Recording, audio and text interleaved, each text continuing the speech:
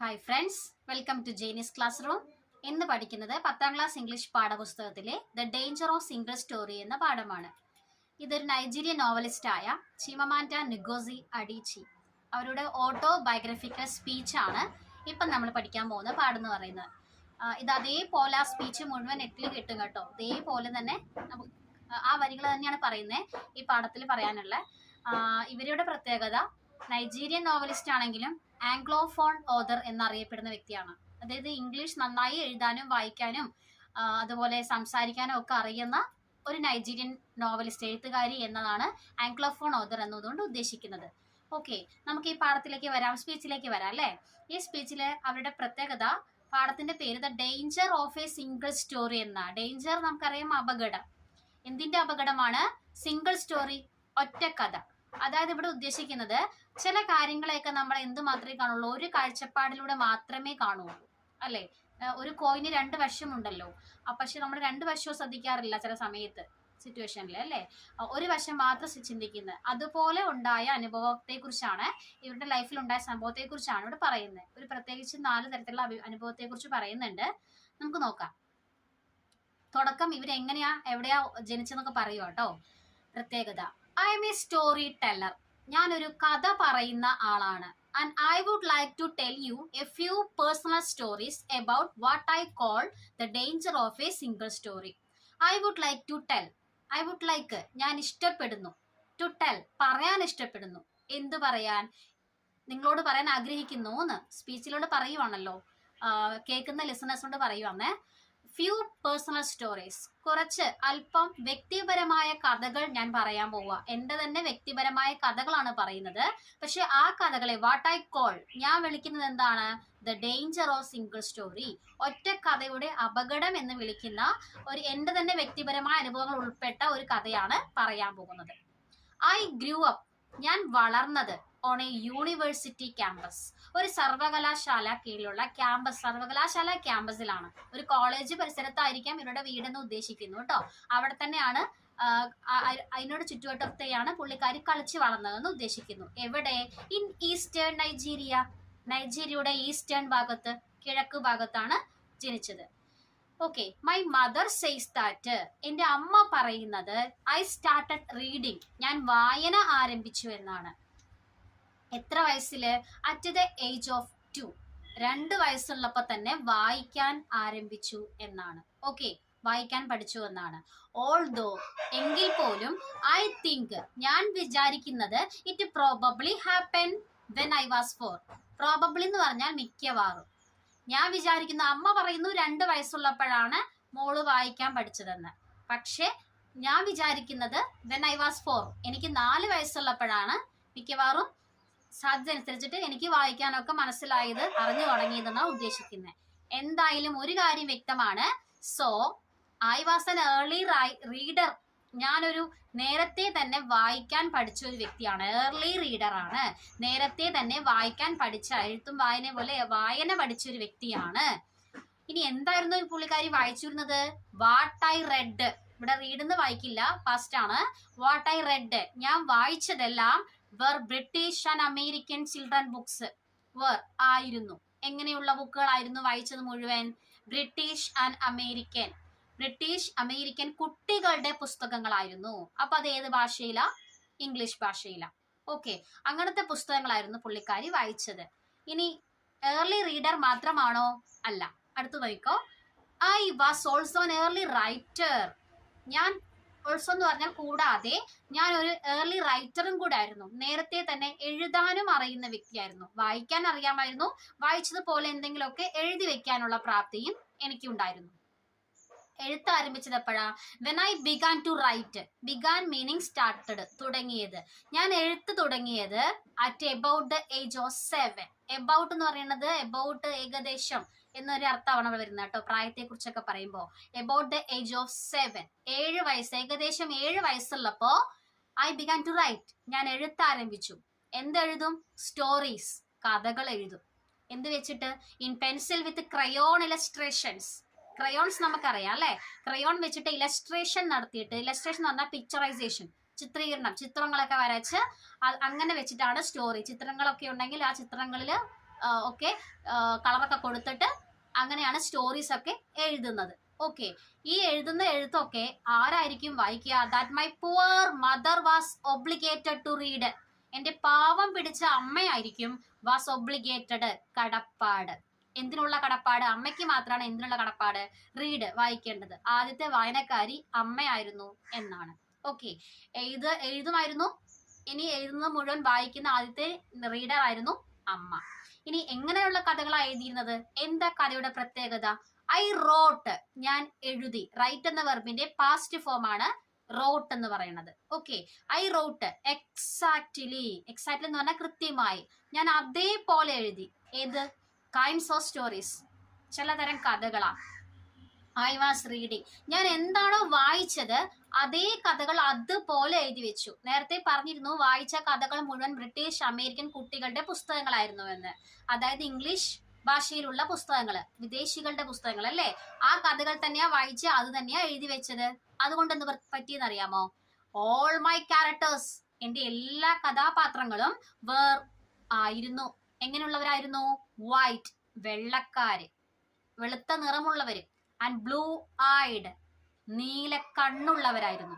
Okay, എന്റെ കഥാപാത്രങ്ങളെല്ലാം വെള്ളക്കാരാ എന്ന് വെച്ചാൽ വെളുത്ത നിറമുള്ളവരാണ്, നീല കണ്ണുള്ളവരാണ് എന്ന് വെച്ചാൽ ഈ എഴുതുന്ന ഓതറുടെ ഓപ്പോസിറ്റ് ആയിട്ടുള്ള എന്താ പറയാ ആൾക്കാരല്ലേ.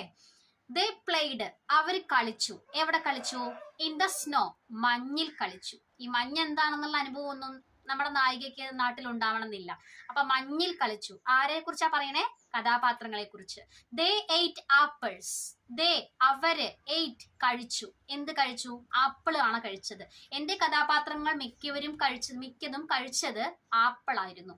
Okay, they talked a lot about weather. They talked, അവർ സംസാരിച്ചു. എ ലോട്ട്, ധാരാളം, ഒരുപാട് സംസാരിച്ചു. എന്തിനെ കുറിച്ച്? അബൌട്ട് വെദർ, കാലാവസ്ഥയെ കുറിച്ച് സംസാരിച്ചു. ഓക്കെ, എന്തായിരുന്നു അവരുടെ കാലാവസ്ഥയെ കുറിച്ചുള്ള പ്രവചനം എന്നറിയാമോ? എന്തായിരുന്നു അവർ പറയുന്നത്? How lovely it was the sun had come out. How lovely, how cute എന്ന് പറയില്ല നമ്മള്, അതുപോലെ ഹൗ ലവ്ലി, എത്ര സുന്ദരമാണ്, കാണാൻ എന്ത് ഭംഗിയാണ്. എന്തിനെ?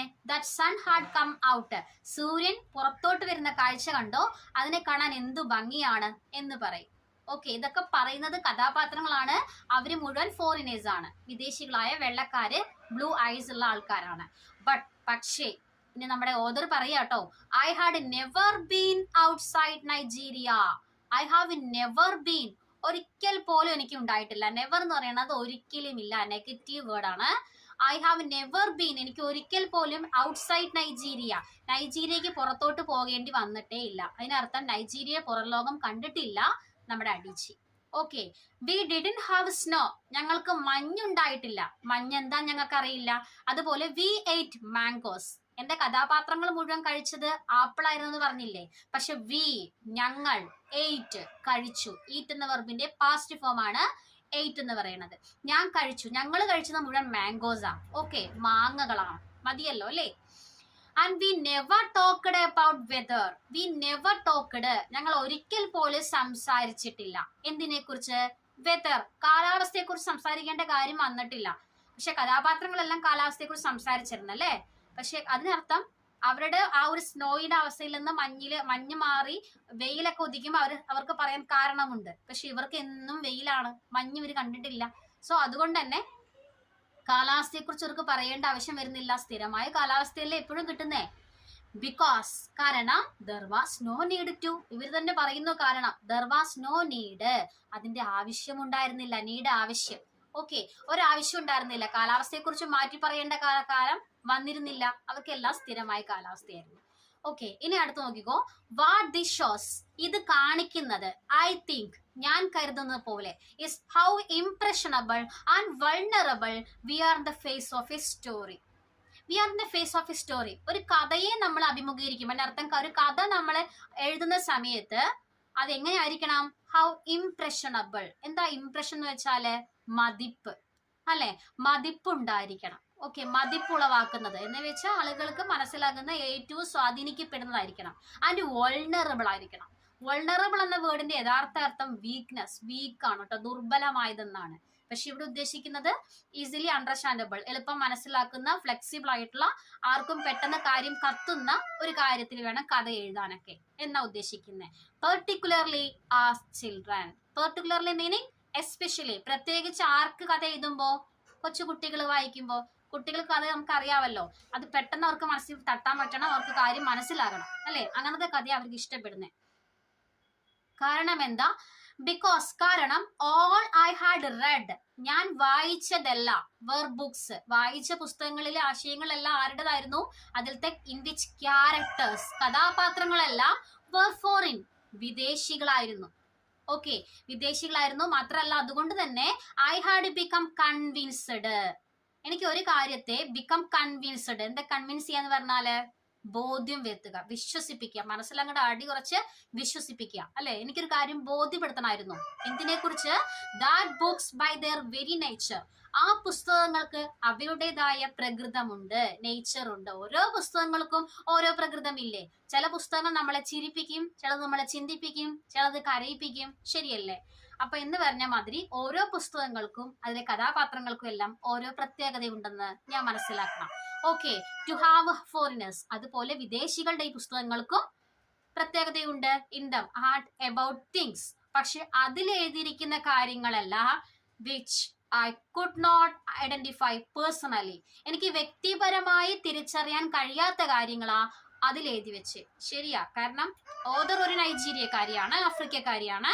അപ്പോ വെള്ളക്കാരെ കുറിച്ച്, അവർ കഴിക്കുന്ന കാര്യത്തെ കുറിച്ച്, അതുപോലെ അവരുടെ ബാക്ക്ഗ്രൗണ്ടിനെ കുറിച്ച് ഒന്നും ഒരു ധാരണയില്ല അല്ലെ? അപ്പൊ വ്യക്തിപരമായിട്ട് ഒരു അറിവും ഇല്ലാത്ത, ഒരു ഐഡന്റിറ്റി, ഒരു കാര്യം ഐഡന്റിഫൈ ചെയ്യാൻ പറ്റാത്ത, തിരിച്ചറിയാൻ പറ്റാത്ത കാര്യങ്ങളാണ് ആ ഫോറിനേഴ്സ് ബുക്കിൽ എഴുതി വെച്ചിരിക്കുന്നത്. ഓക്കെ, പക്ഷേ പിന്നീട് അങ്ങോട്ട് എഴുത്തിന്റെ ഇത് ലെവല് മാറുവാണ് കേട്ടോ. നൗ, ഇപ്പോ തിങ്സ് ചേഞ്ച്ഡ്, കാര്യങ്ങളെല്ലാം മാറി മറിഞ്ഞു. എപ്പോ? When I discovered African books, ഞാൻ ആഫ്രിക്കൻ പുസ്തകങ്ങൾ കണ്ടുപിടിച്ചപ്പോ, ആഫ്രിക്കൻ ബുക്സ് കണ്ടെത്തിയപ്പോ എന്റെ കാര്യങ്ങളെല്ലാം മാറി മറിഞ്ഞു, ആശയങ്ങളെല്ലാം മാറി. ആഫ്രിക്കൻ ബുക്സ് കണ്ടുപിടിക്കുക എന്ന് പറഞ്ഞാൽ ആഫ്രിക്കൻ എഴുത്ത് ഉള്ള പുസ്തകങ്ങൾ വായിച്ചു, അതിൽ നിന്ന് എഴുതാൻ പോവാണ് കേട്ടോ. പക്ഷെ ഒരു കുഴപ്പമുണ്ട്. there weren't many of them available. there were not എന്നർത്ഥം കേട്ടോ. അവ ആയിരുന്നില്ല, not many of them, അവയിൽ പലതും അവൈലബിൾ ആയിരുന്നില്ല, ലഭ്യമായിരുന്നില്ല. ഓക്കെ, അപ്പോ ആഫ്രിക്കൻ ബുക്സ് കണ്ടുപിടിക്കാൻ പോയി, കണ്ടുപിടിച്ചു. പക്ഷെ ആഫ്രിക്കൻ ബുക്സ് പലതും കിട്ടുകയാണ്, പല പല ഓതേഴ്സിന്റെ ആഫ്രിക്കൻ ബുക്സ് കിട്ടുകയാണ്. പക്ഷെ ആ ബുക്സ് ഒന്നും പലതും ലഭ്യമല്ല. they were not quite as easy to find as foreign books. അതുപോലെ they were quite easy, not quite easy, അത് ഫൈൻഡ് ഔട്ട് ചെയ്യാൻ, കണ്ടുപിടിക്കാൻ ബുദ്ധിമുട്ടായിരുന്നു, എളുപ്പമായിരുന്നില്ല. ഏതുപോലെ? ഫോറിൻ ബുക്സ് പോലെ എളുപ്പവുമായിരുന്നില്ല. പക്ഷെ ആഫ്രിക്കൻ ബുക്സ് കണ്ടുപിടിച്ചപ്പോഴാണ് ചില കാര്യം മനസ്സിലായത്. ആരുടെയൊക്കെ ബുക്കാണ് കണ്ടുപിടിച്ചേ? When I read Chinua Achebe and Camara Laye. When I read, ഞാൻ വായിച്ചപ്പോ. ചിനുവ അച്ചേബെ എന്ന് പറയുന്നത് father of African literature, African സാഹിത്യത്തിന്റെ പിതാവ് എന്നറിയപ്പെടുന്ന വ്യക്തിയാണ് ചിനുവ അച്ചേബെ. അപ്പൊ അവരുടെ പുസ്തകങ്ങളും, ക്യാമറ ലേ അടുത്ത നൈജീരിയൻ നോവലിസ്റ്റ് ആണ്, എഴുത്തുകാരനാണ്. അപ്പൊ ഇവർ രണ്ടുപേരുടെ പുസ്തകങ്ങൾ, അതായത് ആഫ്രിക്കൻ പുസ്തകങ്ങളായി പറയുന്നത്, അവരുടെ പുസ്തകങ്ങൾ വായിച്ചപ്പോഴാ ഒരു കാര്യം ഐ റിയലൈസ്ഡ്, ഞാൻ തിരിച്ചറിഞ്ഞത്. എന്ത് തിരിച്ചറിഞ്ഞു? പീപ്പിൾ ലൈക്ക് മീ, എന്നെ പോലെയുള്ള ആളുകളുണ്ട്. ആഫ്രിക്കൻ ബുക്ക് വായിച്ചപ്പോഴാ മനസ്സിലായത്, ഓ എന്നെ പോലെയുള്ള ആൾക്കാരുണ്ട്. എന്ന് വെച്ചാൽ girls with skin colour of chocolate. Okay, ചോക്ലേറ്റിന്റെ നിറമുള്ള പെൺകുട്ടികൾ എന്ന് വെച്ചാൽ ഡാർക്ക് കളർ, ഇരുണ്ട നിറത്തിലുള്ള, എന്നെ പോലെ ഇരുണ്ട നിറത്തിലുള്ള പെൺകുട്ടികൾ ഉള്ള കഥാപാത്രങ്ങളൊക്കെ ഉൾപ്പെട്ടിരിക്കുന്ന കഥ മീൻസ് എഴുതിയ പുസ്തകങ്ങൾ ലോകത്തുണ്ടെന്ന് എനിക്ക് അവരുടെ പുസ്തകം വായിച്ചപ്പോഴാണ് മനസ്സിലായത്. അതുവരെ ഓദർ എഴുതിയത് മുഴുവൻ വെള്ളക്കാരെ കുറിച്ചായിരുന്നല്ലോ, വെള്ള കളർ ആണല്ലോ ക്യാരക്ടേഴ്സ് മുഴുവൻ. മാത്രമല്ല whose kinky hair meaning curly hair, ചുരുണ്ട മുടി. ഓക്കെ, ചുരുണ്ടിരിക്കുന്ന മുടി നമുക്ക് കിൻകി ഹെയർ എന്ന് പറയാം. അപ്പൊ ഈ വെള്ളക്കാരുടെ മുടി പോലെയല്ല, കറുത്തവർക്കാരുടെ മുടി ചോക്ലേറ്റ് നിറമാണ് അവരുടെ സ്കിന്നിന്. മാത്രമല്ല അവരുടെ ഹെയർ കിൻകിയാണ്. ആ ഹെയർ എന്താവില്ല? Could not form pony tails. Could not form, രൂപപ്പെടില്ല ഒരിക്കലും. എന്തായിട്ട്? Pony tails. നമുക്കറിയാം പോണിടെയിൽ എന്ന് പറഞ്ഞാൽ യഥാർത്ഥ അർത്ഥം കുതിരവാല് എന്നാണ്. കുതിരയുടെ വാല് നിൽക്കണ പോലെ പെൺപിള്ളേര് മുടി കെട്ടി വെക്കത്തില്ലേ, എല്ലാം പാടി എടുത്തിട്ട്. അപ്പോ എന്ന് പറഞ്ഞ പോലെ പോണി ടെയിൽ, അതിൽ സ്ട്രെയിറ്റ് മുടി ഒരിക്കലും ആവില്ല. അങ്ങനത്തെ കഥാപാത്രങ്ങളും ഉള്ള എഴുത്തുകൾ ഉണ്ടെന്ന് എനിക്ക് മനസ്സിലായി എന്ന്. അതും ഓൾസോ എക്സിസ്റ്റ് ഇൻ ലിറ്ററേച്ചറിൽ, സാഹിത്യത്തിൽ എക്സിസ്റ്റ് എന്ന് പറഞ്ഞാൽ നിൽക്കുന്നുണ്ട് മനസ്സിലായി. അങ്ങനെ I started to write about things I recognised. I started to write, ഞാൻ എഴുതാൻ തുടങ്ങി. എന്തിനെ കുറിച്ച്? അബൌട്ട് തിങ്സ്, കാര്യങ്ങളെ കുറിച്ച്. ഐ റെക്കഗ്നൈസ്ഡ്, ഞാൻ തിരിച്ചറിഞ്ഞ കാര്യങ്ങളെ കുറിച്ച്. അങ്ങനെ എഴുത്തും തുടങ്ങി. ഇതേ സമയം അപ്പൊ ആഫ്രിക്കൻ ബുക്സ് കിട്ടി, അതൊന്ന് എഴുതാൻ പോവാണ് കേട്ടോ. പക്ഷെ ഇതേ സമയം I loved American British books I read. ഞാൻ വായിച്ച അമേരിക്കൻ ബ്രിട്ടീഷ് പുസ്തകങ്ങളായിരുന്നു എനിക്ക് ഏറ്റവും കൂടുതൽ ഇഷ്ടം എന്ന് പറയുന്നത്. Okay, they stirred my imagination. എന്തുകൊണ്ടാണ് അങ്ങനെ പറയുന്നതെന്ന് അറിയാമോ? അമേരിക്കൻ ബ്രിട്ടീഷ് ബുക്സുകളെ ഇഷ്ടപ്പെട്ടാൻ കാരണം ദേ സ്റ്റിർഡ്, അവ ഉണർത്തി. എന്തുണർത്തി? മൈ ഇമാജിനേഷൻ, എൻ്റെ സങ്കല്പങ്ങളെ ഉണർത്തി. അത് മിക്കപ്പോഴും അങ്ങനെയാണല്ലോ. ബ്രിട്ടീഷ് അമേരിക്കൻ നോവലിസ്റ്റുകളൊക്കെ അവരുടെ സിനിമ കണ്ടിട്ടില്ലേ? ഒരിക്കലും ലോകത്ത് ഒരിക്കലും നടക്കാത്ത കാര്യത്തെ കുറിച്ചായിരിക്കും അവർ സിനിമ എടുക്കുന്നത്. അതുപോലത്തെ കാര്യങ്ങളാ എഴുതി വെക്കുന്നത്. അപ്പോൾ അത് ഇമാജിനറി പവർ കൂട്ടി. ഓക്കെ, സാങ്കല്പിക ശേഷിയൊക്കെ കൂട്ടി തന്നു. ആൻഡ് ഓപ്പൺ അപ്പ്, തുറന്നു തന്നു. ന്യൂ വേൾഡ് ഫോർ മീ, എനിക്കായി ഒരു പുതിയ ലോകം തുറന്നു തന്നു. അപ്പൊ പുതിയ പുതിയ കാര്യങ്ങളെ മനസ്സിലാക്കാൻ അമേരിക്കൻ ബുക്സ് സഹായിച്ചിരുന്നു. ബട്ട് ആഫ്രിക്കൻ റൈറ്റേഴ്സ്, അതേസമയം ഈ ആഫ്രിക്കൻ എഴുത്തുകാരുടെ പുസ്തകങ്ങൾ വായിച്ചില്ലേ? അതിൽ നിന്ന് എന്ത് ഗുണമാ കിട്ടിയത് ഓദറിന്? ആഫ്രിക്കൻ റൈറ്റേഴ്സ് സേവ്ഡ് മീ, എന്നെ രക്ഷിച്ചു. എന്തിൽ നിന്ന്? ഫ്രം ഹാവിങ്, ഉണ്ടായിരിക്കുന്നതിൽ നിന്ന്. എന്തുണ്ടായിരിക്കുന്നു? സിംഗിൾ സ്റ്റോറി, ഒറ്റ കഥ. ഇത് കാര്യങ്ങളെ ഒരു കാഴ്ചപ്പാടിലൂടെ മാത്രം കാണുന്ന രീതി എനിക്കുണ്ടായിരുന്നു. അതിൽ നിന്ന് രക്ഷപ്പെടുത്തിയെന്ന്. ഓഫ് വാട്ട് ബുക്സ് ആർ, പുസ്തകങ്ങൾ എങ്ങനെയുള്ളവയാന്ന് എനിക്ക് മനസ്സിലാക്കി തന്നത്. എന്ന് വെച്ചാൽ എല്ലാ പുസ്തകങ്ങളും ഒരുപോലെയല്ല, അവരുടെ നേച്ചർ ഉണ്ട്, ക്യാരക്ടേഴ്സ് ഒക്കെ വേറെ വേറെയാണെന്ന് മനസ്സിലാക്കി തന്നത് ആഫ്രിക്കൻ റൈറ്റേഴ്സ് ആണ് എന്ന്. ഓക്കെ, ഇനി പറയാൻ പോണത് ഇവിടെ ഈ ഫാമിലിയിൽ ഉണ്ടായ ചെറിയ കാര്യമാണ്.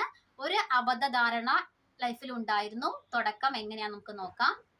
എങ്ങനെയുള്ള കുടുംബത്തിൽ നിന്നാണ് അഡീച്ചി വന്നത്?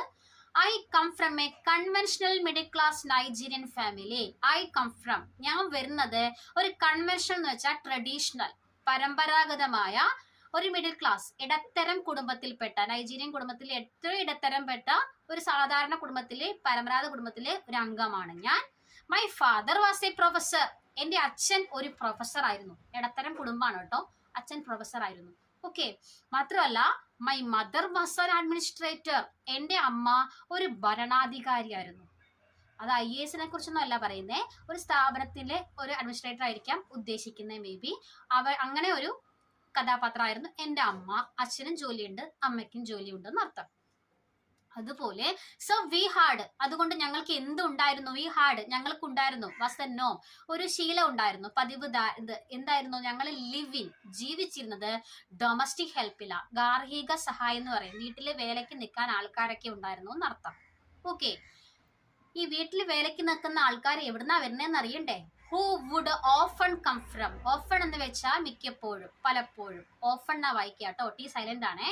അപ്പൊ who would often come from, അവര് പലപ്പോഴും വരുന്ന, വീട്ടിൽ വേലയ്ക്ക് നിൽക്കാൻ വരുന്ന പല ആൾക്കാരും വരുന്നത് നിയർ ബൈ റൂറൽ വില്ലേജ്, തൊട്ടടുത്ത ഗ്രാമത്തിൽ നിന്നാ. പക്ഷെ ആ ഗ്രാമമൊക്കെ റൂറല, പക്കാ ഒരു നാട്ടിൻപുറത്തെ, അവിടെ നിന്നാണ് വരുന്നത്.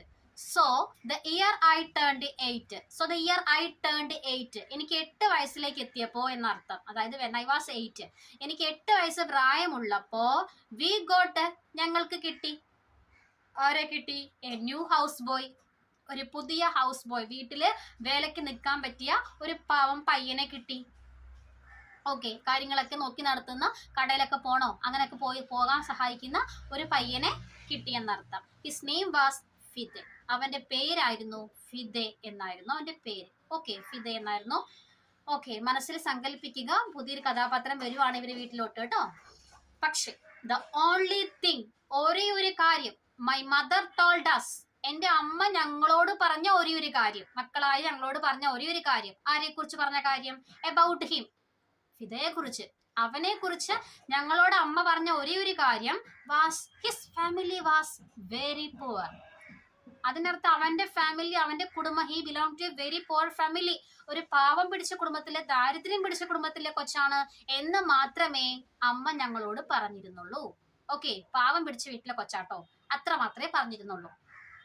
അതുകൊണ്ട് തന്നെ മൈ മദർ, എന്റെ അമ്മ, സെൻഡ്, അയച്ചു. അതിനർത്ഥം ഇവൻ വീട്ടിലോട്ട് പോകുമ്പോ അമ്മ എന്തൊക്കെയോ കൊടുത്തുവിടും. എന്തൊക്കെയാ കൊടുത്തുവിടുക എന്ന് അറിയണ്ടേ? യാംസ്, ചേനകളും കിഴങ്ങ്. ഓക്കെ, ആഫ്രിക്കൻ അവിടെയൊക്കെ കിഴങ്ങിന്റെ ഒരു സുലഭതയുണ്ട്. സോ ചേനയും കൊടുത്തുവിടും, റൈസ്. ചോറായിരിക്കാം, മേ ബി അരി ആവണമെന്നില്ല, ചോറ്, ബാക്കി വന്ന ചോറോ അങ്ങനെ എന്തെങ്കിലുമൊക്കെ അരി ഉണ്ടെങ്കിൽ അരിയോ അങ്ങനെയൊക്കെ കൊടുത്തു വിടും എന്നർത്ഥം. അവർക്ക് ആവശ്യമുള്ള ഭക്ഷണം കൊടുത്തു വിടും. Plus and our old cloth, ഞങ്ങളുടെ, അതായത് മക്കളുടെ, അമ്മ കൊടുത്തു വിടുന്ന അടുത്ത രണ്ടാമത്തെ ഐറ്റമാണ് മക്കളുടെയൊക്കെ പഴയ വസ്ത്രങ്ങളില്ലേ, അത് വീട്ടിൽ നമ്മൾ ഇപ്പൊ ചെയ്യുന്നുണ്ട്, ആൾക്കാരെല്ലാം വന്നാൽ കൊടുത്തു വിടുന്നില്ലേ, അതുപോലെ വസ്ത്രങ്ങളും കൊടുത്തു വിടും ടു ഹിസ് ഫാമിലി, അവന്റെ കുടുംബത്തേക്ക്. കാരണം അറിയാലോ, പാവപ്പെട്ട വീട്ടിലെ കൊച്ചല്ലേ, അതുകൊണ്ട്. ഓക്കെ, ഇനി ചില സമയത്ത് when I didn't finish my dinner, എൻ്റെ അത്താഴം ഞാൻ ഫിനിഷ് ചെയ്യാത്തപ്പോൾ, കഴിച്ച് കംപ്ലീറ്റ് ചെയ്ത് പൂർത്തിയാക്കാൻ ഞാൻ ബാക്കി എങ്ങാനും വെക്കുവാണെങ്കിൽ, ഏതൊരമ്മയും പറയണത് പോലെ അടിയിച്ചയുടെ അമ്മയും പറയുമായിരുന്നു. എന്ത് പറയും? മൈ മദർ വുഡ് സേ, എങ്ങാനും ഭക്ഷണം മിച്ചം വെച്ച അമ്മ പറയുന്ന ഡയലോഗാണ്, ഫിനിഷ് യുവർ ഫുഡ്, നീ നിന്റെ ഭക്ഷണം പൂർത്തിയാക്ക്, ആദ്യം മുഴുവൻ കഴിക്കേ. ഡോണ്ട് യു നോ, നിനക്കെന്താ അറിയില്ലേ, people like Fide's family have nothing. People like Fide's family, ഫിദയുടെ കുടുംബത്തെ പോലെയുള്ള ആളുകൾ. അപ്പൊ അതിനർത്ഥം പാവം പിടിച്ച ആൾക്കാർ. ഓക്കെ, അവർക്ക് ഹാവ് നത്തിങ്, ഒന്നുമില്ല. അപ്പൊ ഇതുപോലും കിട്ടാത്ത കുറെ ആൾക്കാർ ലോകത്തുണ്ട്. നീ ഭക്ഷണം വേസ്റ്റ് ആക്കല്ലേ, ഭക്ഷണം വേസ്റ്റ് ആക്കിയാൽ വീട്ടിൽ വെക്കുന്ന സ്ഥിരം പരിപാടി ഇതല്ലേ, ഡയലോഗ് ഇതല്ലേ. അപ്പൊ ഇതുപോലെ ഈ അമ്മയും പറയുമായിരുന്നു അടീച്ചിയോട്. ഇത് കേൾക്കുമ്പോ അടീച്ചയുടെ മനസ്സിൽ തോന്നുന്ന ഫീലിംഗ് എന്താണെന്നറിയാമോ? സോ ഭക്ഷണം പോലും കിട്ടാത്ത ഫിദയെ പോലത്തെ ആൾക്കാരാണെന്ന് പറയുമ്പോ അയ്യോ പാവല്ലേ, തോന്നത്തില്ലേ ആർക്കായാലും. സോ അതുകൊണ്ട് ഐ ഫെൽറ്റ്, എനിക്ക് തോന്നി. എന്ത് തോന്നി? Enormous pity for Fide's family. Enormous എന്ന് വെച്ചാൽ വലിയ, ബിഗിന്റെ മറ്റൊരു, ബിഗ് ലാർജ് അതിന്റെ ഒക്കെ മറ്റൊരു വേർഡാണ്, ഫ്രേസാണ് ഇനോർമസ് എന്ന് പറയുന്നത് കേട്ടോ. അപ്പൊ വലിയൊരു പിറ്റി തോന്നി, പിറ്റി സഹതാപം, ദയൊക്കെ തോന്നി, അയ്യോ പാവം തോന്നിയെന്ന്. ആരോട്? ഫിദയുടെ കുടുംബത്തോട്. ഓക്കെ, അങ്ങനെ ഫിദയെ കുറിച്ച് മനസ്സിലാക്കി. ഇനി ഫിദയുടെ വീടും നാടും പരിസരവും ഒക്കെ കാണാൻ വേണ്ടി ഫിദയുടെ വീട്ടിലോട്ട് പോവാണ്. ആര്? അടീച്ചിയും കുടുംബവും. ഓക്കെ, അവിടെ പോയപ്പോഴാ അടുത്ത പ്രശ്നം ഉണ്ടാകുന്നത്. ദെൻ വൺ സാറ്റർഡേ, അങ്ങനെ ഇരിക്കെ ഒരു ദിവസം ശനിയാഴ്ച, ക്ലാസ് ഒന്നുമില്ല, ആർക്കും ജോലിയൊന്നുമില്ല, അച്ഛനും അമ്മയൊക്കെ ഫ്രീ ആണ്. അതുകൊണ്ട് we went to his village. We went, ഞങ്ങൾ പോയി, ടു ഹിസ് വില്ലേജ്, അവന്റെ നാട്ടിലോട്ട്, ഗ്രാമത്തിലോട്ട് പോയി. എന്തിനാ പോണേ? ടു വിസിറ്റ്, സന്ദർശിക്കാൻ, എല്ലാവരെയൊക്കെ ഒന്ന് കാണാലോ, അങ്ങനെ സന്ദർശിക്കാൻ വേണ്ടി പോയി. പോയപ്പോ ഹിസ് മദർ, അവന്റെ അമ്മ, അതായത് ആരുടെ അമ്മ? ഫിദയുടെ അമ്മ, ഷോഡ് അസ്, ഞങ്ങളെ കാണിച്ചു. എന്ത് കാണിച്ചു? A beautifully patterned basket. Beautifully patterned, pattern അറിയാം, മാതൃക അല്ലെ, അതിമനോഹരമായി നെയ്തെടുത്ത മാതൃകയിൽ ഉണ്ടാക്കിയ ഒരു ബാസ്ക്കറ്റ്, കൊട്ട കാണിച്ചു. ഈ കൊട്ടയുടെ പ്രത്യേകത ഡൈഡ് റാഫിയ, അത് റാഫിയ കൊണ്ടുണ്ടാക്കിയത്. റാഫിയ എന്ന് പറഞ്ഞാല് ഈ മരങ്ങളുടെ ഒക്കെ തോല് അല്ലെങ്കിൽ സാധനം ഉണ്ടാവും, നാര് അല്ലെ, ഈ മുളയിൽ നിന്നൊക്കെ നമ്മൾ നാര് ചീന്തി എടുത്തിട്ട് അതുകൊണ്ടാണ് അവര് അത് നന്നായിട്ട് ഫിനിഷ് ചെയ്ത്, അതുകൊണ്ടാണല്ലോ കൊട്ടയൊക്കെ ഉണ്ടാക്കുന്ന ആൾക്കാരെ കണ്ടിട്ടുണ്ടാവും അല്ലേ, ഈ ഈറ്റ മുളയൊക്കെ ഉണ്ടാവില്ലേ, അതുപോലത്തെ നാരൊക്കെ കീറിയെടുത്ത് വരുന്നത്. അതുപോലത്തെ ഒരു നാരിന്റെ പേരാണ് റാഫിയ എന്ന് പറയുന്നത്. കാട്ടിനുള്ളിൽ കിട്ടുന്ന, ആഫ്രിക്കൻ കാട്ടിനുള്ളിൽ കിട്ടുന്നതാണ് റാഫിയ. അതില് അങ്ങനത്തെ അതേ നാരാണ് റാഫിയ. അതുകൊണ്ടാണ് ബാസ്ക്കറ്റ് ഉണ്ടാക്കിയത്. എന്നിട്ട് അത് ഡൈഡ് ചെയ്ത് വെച്ചിരിക്കുന്നു. ഡൈ എന്ന് വെച്ചാൽ എന്താ? ഡൈ അടിക്കുക, കളർ കൊടുക്കുക അല്ലെ, ചായം പൂശിയതെന്ന് അർത്ഥം കേട്ടോ. ഡൈ ചെയ്ത് വെച്ചിരിക്കുന്നു. ഓക്കെ, ഇത് ആരുണ്ടാക്കിയതാണെന്നറിയോ ഈ കൊട്ട? Beautifully patterned made by his brother, അതായത് ഫിദയുടെ സഹോദരൻ ഉണ്ടാക്കിയ ഒരു കൊട്ടയാണ് ഈ കാണിച്ചു കൊടുത്തത്. ഓക്കെ, ആർക്ക് കാണിച്ചു കൊടുത്തു? അടീച്ചിയും കുടുംബത്തിന് കാണിച്ചു കൊടുത്തു. ഇത് കണ്ടപ്പോ I was startled meaning surprise and shocked. ആകപ്പാടെ ഞെട്ടിപ്പോയി നമ്മുടെ നായിക അടീച്ചി. എന്തുകൊണ്ടാണെന്നറിയാമോ? It had not occurred to me, എനിക്ക് അങ്ങനെ സംഭവമേ ഉണ്ടായിട്ടില്ല. ഒക്കെ എന്ന് പറഞ്ഞാൽ ഹാപ്പൻഡ്, സംഭവിക്കുക. എൻ്റെ ലൈഫിൽ എന്ന് വെച്ചാൽ എനിക്ക് ഇങ്ങനെ ഒരു ശീലമില്ല, ഇങ്ങനെ ഒരു കാഴ്ചപ്പാട് ഉണ്ടായിരുന്നില്ല അതുവരെ, ഞാൻ അതുവരെ ചിന്തിച്ചില്ല. എനിബഡി ഇൻ ഹിസ് ഫാമിലി, അവന്റെ കുടുംബത്തിൽ ആരെങ്കിലും കുഡ് ആക്ച്വലി മേക്ക് സംതിങ്, ഇതുപോലെ എന്തെങ്കിലും ഉണ്ടാക്കാൻ കഴിവുള്ളവരാണെന്ന് ഒരിക്കൽ പോലും ചിന്തിച്ചിട്ടില്ല. എന്താണ് അമ്മ ഈ ഫിദയെ കുറിച്ച് പറഞ്ഞു കൊടുത്തിട്ടുള്ളത്? അവൻ വീട്ടിലെ കൊച്ചല്ലേ, പാവം പിടിച്ച്, ഭക്ഷണമൊന്നും ഇല്ല, അതുകൊണ്ട് കൊടുത്തു വിടുന്നു ഭക്ഷണം. വസ്ത്രമില്ല, സോ വസ്ത്രം കൊടുത്തു വിടുന്നു. അതല്ലേ കണ്ടല്ലേ വളർന്നിരിക്കുന്നേ.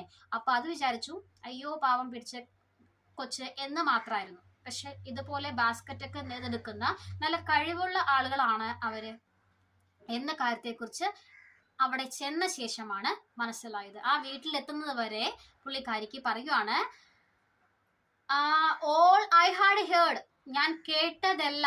ആരെ കുറിച്ച്? അബൌട്ട് ദം, അവരെ കുറിച്ച് കേട്ട കഥയൊക്കെ ഹൗ പുവർ ദേ വർ, അവർ എത്രമാത്രം പാവങ്ങളാണെന്ന് മാത്രമല്ലേ കേട്ടിട്ടുള്ളൂ.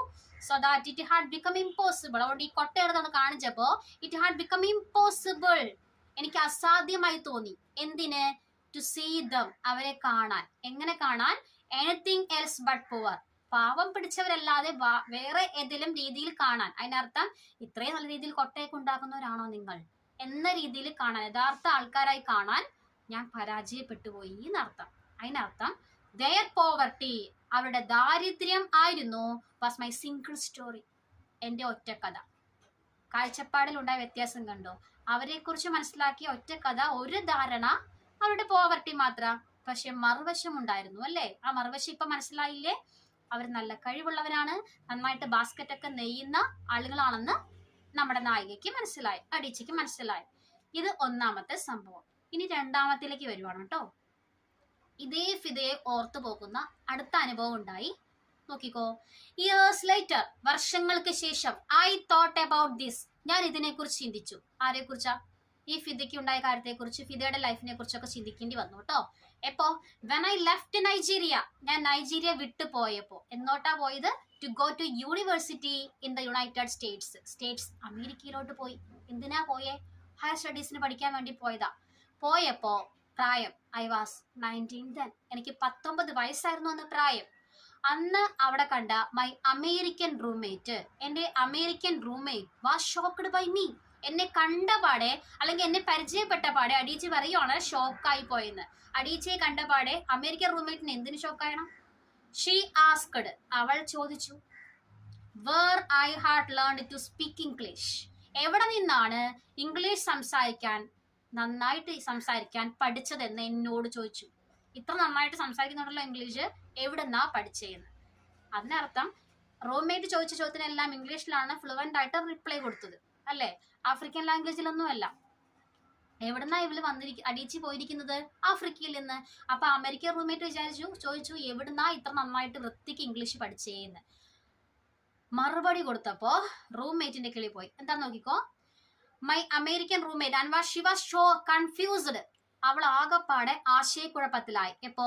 വെൻ ഐ സെഡ് ദാറ്റ്, ഞാൻ പറഞ്ഞപ്പോ റിപ്ലൈ കൊടുത്തു, Nigeria happen to have English as its official language. ഇപ്പൊ നൈജീരിയ പഴയ നൈജീരിയ ഒന്നും അല്ല, ഇംഗ്ലീഷ് ഭാഷ ഔദ്യോഗിക ഭാഷയായ ഒരു രാജ്യമാണ്. ഓക്കെ, അത് കേട്ടപ്പോ നമ്മുടെ റൂംമേറ്റ് ഷോക്കായി പോയി. ഷീ ആസ്ക്ഡ്, അപ്പൊ അടുത്ത ക്വസ്റ്റ്യൻ ചോദിച്ചു കേട്ടോ. ഇതും പോരാഞ്ഞിട്ട് അടുത്ത ഞെട്ടലിന് സാധ്യത ഇടുകയാണ്. ഷീ ആസ്ക്ഡ്, റൂംമേറ്റ് ചോദിക്കുവാണ്, ഈ she could listen to what she called my tribal music, അങ്ങനെയാണെങ്കിൽ എനിക്ക് കേൾക്കാൻ പറ്റുമോ നിങ്ങളുടെ ഗോത്രവർഗത്തിലെ പാട്ട്?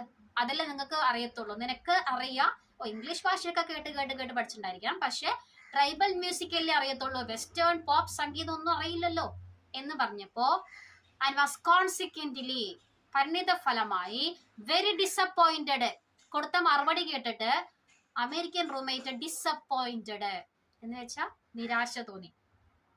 എന്തിനാ?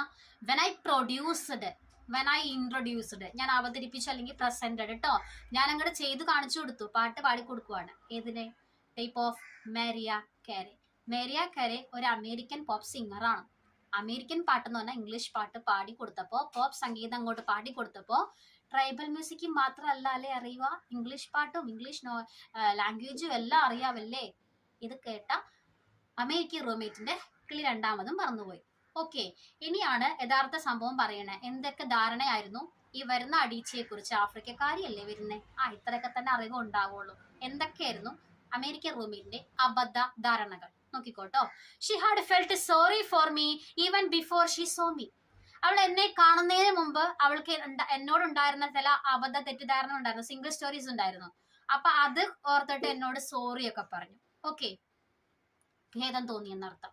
Har default position towards me, അവളുടെ ഇപ്പോഴത്തെ എന്നോടുള്ള ഒരു സ്ഥാനം വെച്ച് നോക്കുവാണെങ്കിൽ ആസ് ആൻ ആഫ്രിക്കൻ വെന്നത് ആഫ്രിക്കക്കാരിയാണ്. Was a kind of patronising well meaning pity. Patronising എന്ന് വെച്ചാൽ ഫ്രണ്ട്ലി മാനർ ആണ്, സൗഹാർദ്ദപരമായിട്ടാ. സുഹൃത്തായി നല്ല ഇതിൽ ഇടപെടാം, കുഴപ്പമൊന്നുമില്ല, വലുതായിട്ടൊന്ന് ക്ലോസ് ആയി പോവണ്ട. അപ്പോൾ പാട്രണൈസിങ് ആണ്, പക്ഷെ അതേ സമയം സൗഹാർദ്ദപരമായിട്ട് ഇടപെടുകയും ചെയ്യാം, ഫ്രണ്ട്ലി ആയിട്ട് ഇടപെടാം, പക്ഷേ പിറ്റിയാണ്. ഈ വരുന്ന ആഫ്രിക്കക്കാരോട് കാണിക്കാൻ പറ്റിയ ഒരേ ഒരു ഫീലിംഗ് പിറ്റി, സഹതാപം, ദയ. എനിക്ക് കിട്ടിയതൊന്നും കിട്ടിയിട്ടില്ലല്ലോ, അങ്ങനത്തെ ഒരു കാര്യത്തെക്കുറിച്ച് അങ്ങനെ ഒരു പിറ്റി ഫീലിംഗ് ആണ് തോന്നിയിരുന്നതെന്ന് ഉള്ളത് തുറന്നങ്ങ് പറഞ്ഞു roommate. Okay, my roommate had A single story of Africa. എന്റെ റൂംമേറ്റിന് ആഫ്രിക്കയെ കുറിച്ച് ഒരു സിംഗിൾ സ്റ്റോറി ഉണ്ടായിരുന്നു. എന്തൊക്കെയായിരുന്നു അറിയാമോ അബദ്ധധാരണകൾ? ഇൻ ദി സിംഗിൾ സ്റ്റോറി, ഈ ഒറ്റ കഥയിൽ, there was no possibility of African being similar to her in any way. ഇവളുടെ എന്ന് വെച്ചാൽ അമേരിക്കൻ റൂംമേറ്റിന്റെ അതേപോലെ സിമിലർ ആയ സമാനമായ ഒരു സാഹചര്യമോ കൾച്ചറോ അല്ല, അതിനൊരു സാധ്യതയും ഇല്ലാത്തവരാണ് ഇപ്പൊ വരുന്നത്. ഓക്കെ, ഇപ്പൊ വരുന്ന ആഫ്രിക്കക്കാരി എന്ന ധാരണയായിരുന്നു ഒന്നാമത്തെ. രണ്ടാമത്തെ, no possibility of feelings more complex than pity. സഹതാപം, ദയ, അതിനേക്കാൾ കോംപ്ലക്സ് സങ്കീർണമായ ഒരു ഫീലിംഗും കാണിക്കാൻ സാധ്യതയില്ല. അതിനർത്ഥം പിറ്റി തോന്നുക മാത്രമേ ഉള്ളൂ. ഫ്രണ്ട്ലി ആകാം പിറ്റി കാണിച്ചുകൊണ്ട്, ഓക്കെ, ദയ കാണിച്ചുകൊണ്ട്, അയ്യോ പാവം തോന്നുന്ന ഫ്രണ്ട്ഷിപ്പ്, അത്രയല്ലാതെ എല്ലാ ഫീലിംഗും വരുന്ന രീതിയിലൊരു ഫ്രണ്ട്ഷിപ്പ് ഉണ്ടായിരുന്നില്ല, അത് സാധ്യതയില്ലായിരുന്നു. രണ്ട്. മൂന്നാമത്തെ ധാരണ, no possibility of a connection as human equals. മനുഷ്യരെല്ലാം ഈക്വൽ ആണ്, തുല്യരാണ് എന്നൊരു ബന്ധം, അതിന് സാധ്യത ഉണ്ടായിരുന്നില്ല.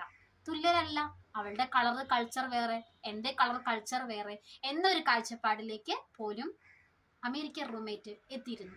ഓക്കെ, മനസ്സിലായല്ലോ. ഇനി ഇതിപ്പോ രണ്ടാമത്തേതായി കേട്ടോ. ഇനി അടുത്ത അനുഭവം പറയാണ്.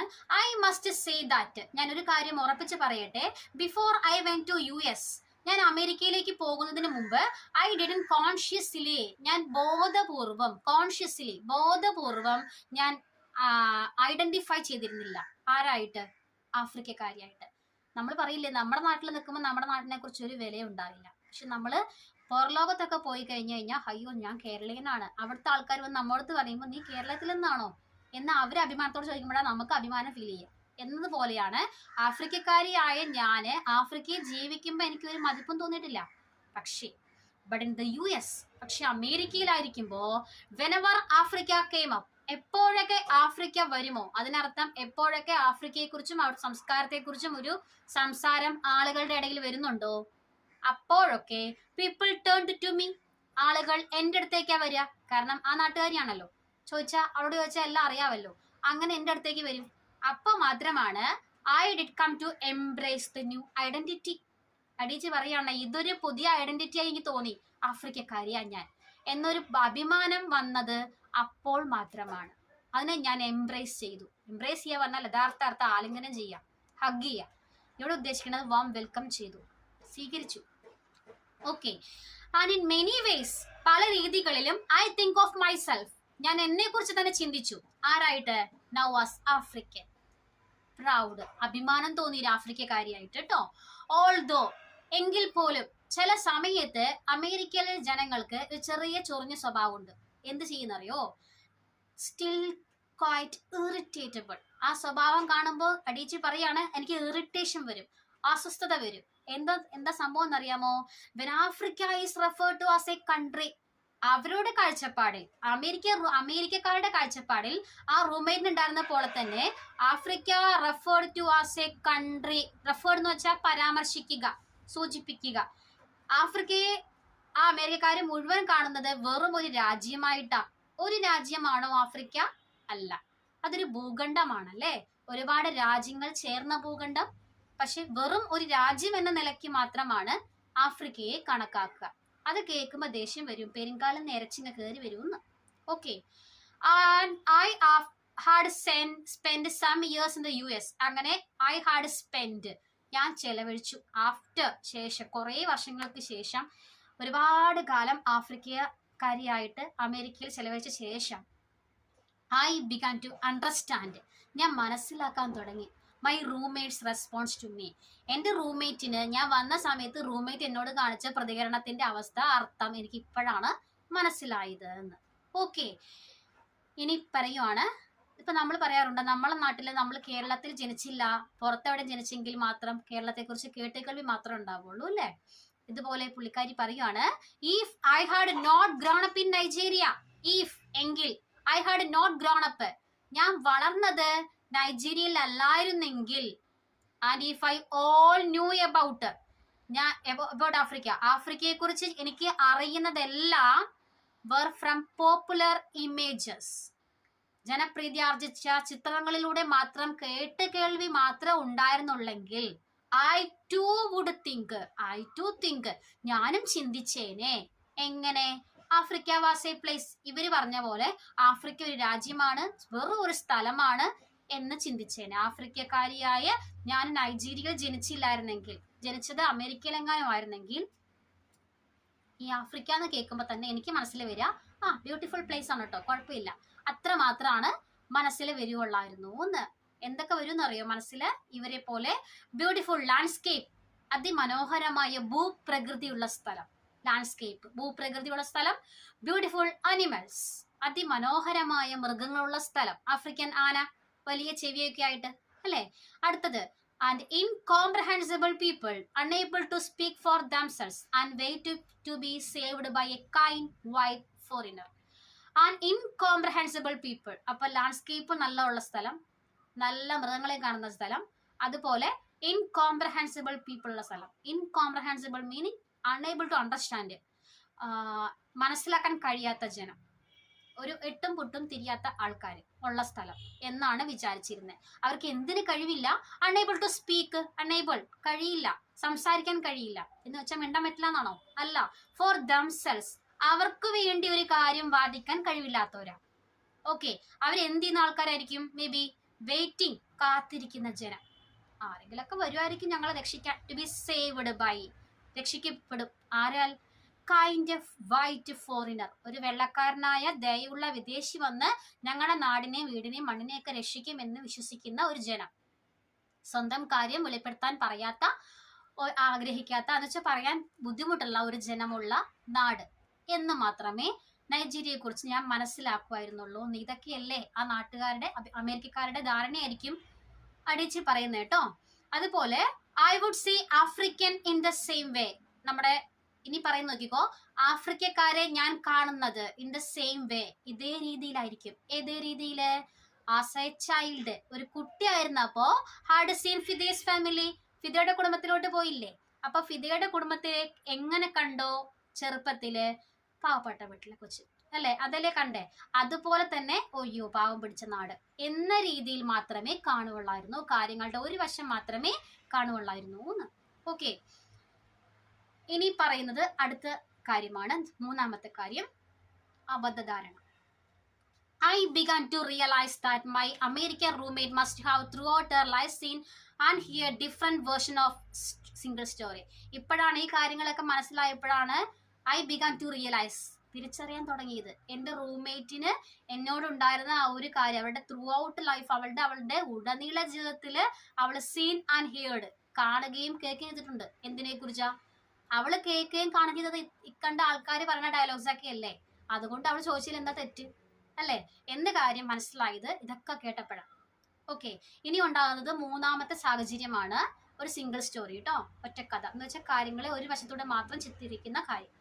ഈ പ്രൊഫസർ, അഡീച്ചയെ പഠിപ്പിച്ച ഒരു പ്രൊഫസർ ഒരു ദിവസം വൺസ് ടോൾഡ് മീ, എന്നോട് പറഞ്ഞു, അതായത് അഡീച്ചയോട് പറയുവാണ്. എന്താ പറയണമെന്നറിയാമോ? അഡീച്ചി ആ സമയത്തും എഴുത്ത് തുടങ്ങിയിരുന്നു, എഴുത്തുകാരിയായിട്ട് അറിയപ്പെടുന്നുണ്ട്. പക്ഷെ ഈ നോവലൊക്കെ അവർ വായിച്ചിട്ടുണ്ട്, പ്രൊഫസർ വായിച്ചിട്ടുണ്ട്.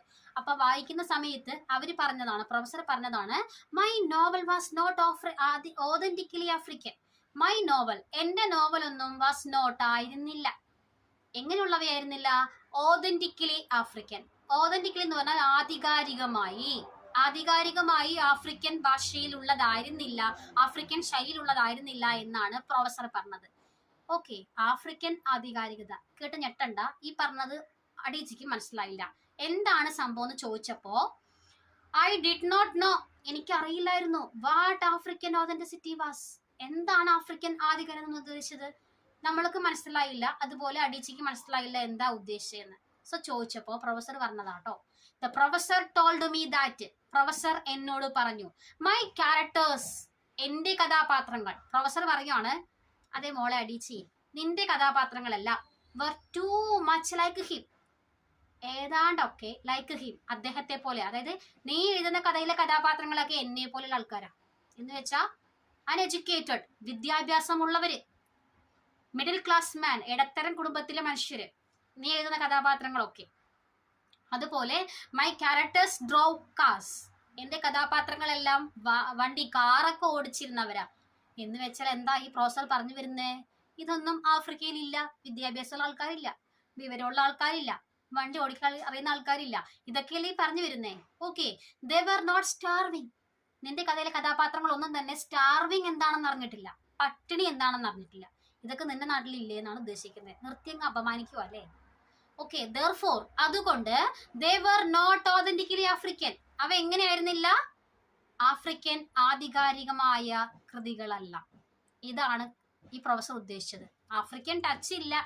ഓക്കെ, ആഫ്രിക്കൻ എഴുത്തും ആഫ്രിക്കക്കാരി എഴുതുന്ന മുഴുവൻ വെസ്റ്റേൺ ശൈലിയിലുള്ള യൂറോപ്യൻ കൾച്ചർ ആണെന്നാണ് പറഞ്ഞു വരുന്നത്. ഓക്കെ, ഇതടുത്തത്. ഇനി അടുത്ത് പറയാൻ പോകുന്നത് when I learn some years ago. ഇനി വളർന്നു വന്ന ശേഷമാണ് ചില കാര്യങ്ങളെ കൂടി മനസ്സിലാക്കുന്നത്. സം ഇയേഴ്സ് എഗോ, കുറച്ച് വർഷങ്ങൾക്ക് മുമ്പ് ചില കാര്യങ്ങളൊക്കെ അടിച്ച് മനസ്സിലാക്കി. That writers were expected to have had really unhappy childhood to be successful. അതായത് യഥാർത്ഥത്തിൽ ചില റൈറ്റേഴ്സിനൊക്കെ അൺഹാപ്പി ചൈൽഡ്ഹുഡ് ആണ്. കുട്ടിക്കാലമൊക്കെ വളരെ ഹാപ്പി ആയിരുന്നില്ല, സന്തോഷകരമല്ലാത്ത ഒരു കുട്ടിക്കാലമൊക്കെ ഉണ്ടായിരുന്ന ആൾക്കാരാണ് മിക്കപ്പോഴും സക്സസ്ഫുൾ റൈറ്റേഴ്സായി മാറിയത്, അല്ലേ? അത് അന്നും ഇന്നൊക്കെ അതുപോലെ തന്നെയാ. ഓക്കെ, അപ്പോഴാണ് I began to think about, ഞാൻ ചിന്തിക്കാൻ തുടങ്ങിയത്, ഹൗ ഐ കുഡ് ഇൻവെന്റ്, എനിക്ക് കണ്ടുപിടിക്കാൻ കഴിയുമോ? ഇൻവെന്റ് എന്ന് വെച്ചാൽ ഡിസ്കവർ, കണ്ടുപിടിക്കാൻ കഴിയുമോ? ഹോറിബിൾ തിങ്സ്, ഭയാനകരമായ കാര്യങ്ങൾ കണ്ടുപിടിക്കാൻ പോവുകയാണ്. My parents had done to me.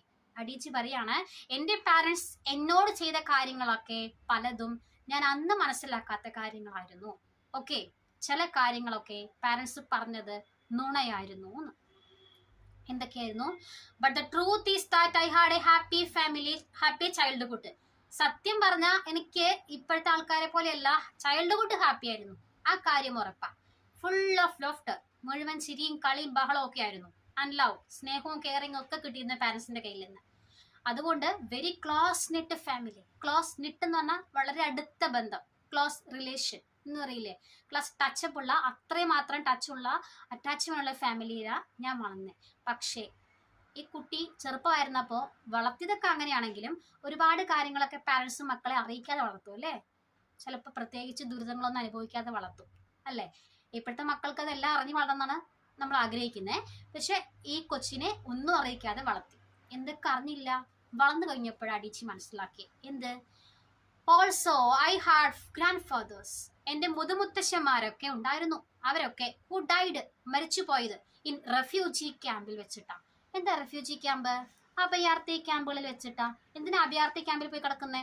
സ്വന്തമായി വീടൊന്നുമില്ല, അല്ലെങ്കിൽ എന്തെങ്കിലും യുദ്ധമൊക്കെ ആകുമ്പോഴല്ലേ അവിടെ പോകുന്നത്. അപ്പോൾ അങ്ങനെ ഒരു സിറ്റുവേഷനിൽ പോയി മരിച്ചു കിടന്നവരാ. യാതൊരു പ്രോപ്പറായിട്ടുള്ള ഹെൽത്ത് കെയറിങ് ഒന്നും കിട്ടാത്ത ആൾക്കാർ, ഭക്ഷണം ഒന്നും കിട്ടാത്ത, വീടില്ല, അങ്ങനത്തെ ആൾക്കാരായിട്ട് മരിച്ചവരാ എൻ്റെ ഫോർ ഫാദേഴ്സ് എന്ന് പുള്ളിക്കാരി മനസ്സിലാക്കി. അതുപോലെ മൈ കസിൻ പോൾ, എൻ്റെ കസിൻ, എൻ്റെ ഒരു അകന്ന ബന്ധുവുണ്ട്, പോൾ എന്ന പേര്, ഡൈഡ്, മരിച്ചത്. He could not get adequate health care. He could not get, അവന് കിട്ടിയിരുന്നില്ല. ആഡിക്വേറ്റ് എന്ന് വെച്ചാൽ ഉചിതമായ, പ്രോപ്പറായ ഹെൽത്ത് കെയർ, ആരോഗ്യ പരിപാലനം കിട്ടാത്തത് കൊണ്ട്, ചികിത്സ കിട്ടാതെ ഒരുപാട് പേര് മരിക്കുന്നില്ലേ നമ്മുടെ ലോകത്ത്, അതുപോലെ മരിച്ചതാണ്. ഓക്കെ, ഇനി one of my closest friends, closest, ഏറ്റവും കൂടെ one of my closest friend, ഏറ്റവും അടുത്ത ഒരു സുഹൃത്തായിരുന്ന ഒക്കലോമ. ഒക്കലോമ, നല്ല പേര്. ഒക്കലോമ ആണ് ഏറ്റവും കൂടുതൽ അടുത്ത സുഹൃത്തായിരുന്നത്, ബെസ്റ്റ് എന്ന് പറയുന്നത് നമ്മളല്ലേ. അവര് ഡൈഡ്, മരിച്ചു. ബെസ്റ്റ് ഫ്രണ്ട് മരിച്ചത് പിന്നെ പ്ലെയിൻ ക്രാഷ്, ഒരു വിമാന അപകടത്തിലാണ്. എന്താ പ്രത്യേകത? വിമാന അപകടം സംഭവിച്ചു കഴിഞ്ഞാൽ because our fire trucks did not have water, fire ട്രക്കുകളിൽ വെള്ളം ഉണ്ടായിരുന്നില്ല. അധികാരികളുടെ അശ്രദ്ധയായിരിക്കാം മേ ബി ഉണ്ടായിരിക്കുന്നത്. അപ്പം അങ്ങനെ വരുന്ന ആ ഒരു ഫയർ ട്രക്കുകളിൽ വെള്ളം ഉണ്ടായിരുന്നില്ല എന്ന കാരണം കൊണ്ട് പോലും മരിച്ചു. ഓക്കെ, ഇതൊക്കെ ഞങ്ങൾ മനസ്സിലാക്കിയത്, അടിച്ച് മനസ്സിലാക്കിയത് വളർന്നു കഴിഞ്ഞപ്പോഴാണ്. ഓക്കെ, അതുപോലെ ഐ ഗ്രൂ അപ്പ്, ഞാൻ വളർന്നത് under repressive military government. Repressive എന്ന് വെച്ചാൽ അടിച്ചമർത്തുന്ന, പട്ടാള ചിട്ടയാണ് കേട്ടോ. മിലിറ്ററി ഗവൺമെന്റ്, പട്ടാള ഭരണത്തിന്റെ ഇടയിലാണ് വളർന്നു വന്നത്. ഓക്കെ, അവരാണെങ്കിൽ ദാറ്റ് ഡീവാല്യൂഡ് എഡ്യൂക്കേഷൻ, ഡീവാല്യൂ ചെയ്യാന്ന് പറഞ്ഞാൽ വിലയില്ലാതെ കാണുക, യാതൊരു മൂല്യവും കൊടുത്തിരുന്നില്ല, എഡ്യൂക്കേഷന് വിദ്യാഭ്യാസത്തിന് യാതൊരു പ്രാധാന്യം കൊടുക്കാതിരുന്നവരാണ് അവരെന്ന് പറയുന്നത്. ഓക്കെ, പട്ടാള ഭരണം അവരുടെ ഇടയിലാണ് ജീവിച്ചു വന്നത്. അതിനർത്ഥം അങ്ങനത്തെ ആളുകൾ ഭരിച്ച സമയത്താണ് അടിയിച്ച് പഠിച്ചത് അല്ലേ.